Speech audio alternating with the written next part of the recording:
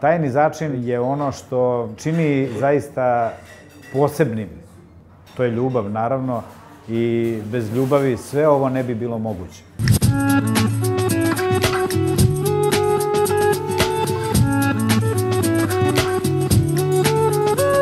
Čovek iz Makedonije, eto, nažalost nisam mu zabeležio ime, došao ovde, stariji je čovjek bio, tako 60-70 godina.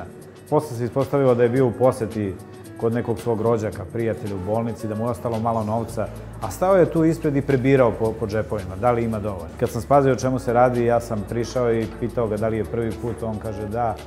Ponudio sam mu besplatan obrok, on malo se začudio, ali prihvatio.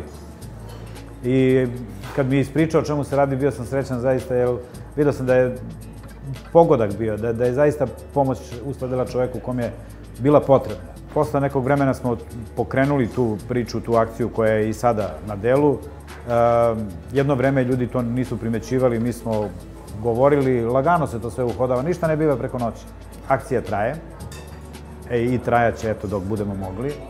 Akcija se, kako da kažem, nadograđuje. Rekao sam da je akcija sa Indeksom i sa studentima Ekonomskog fakulteta od samog otvaranja restorana. Trudnice kod nas imaju besplatan obrok, takođe.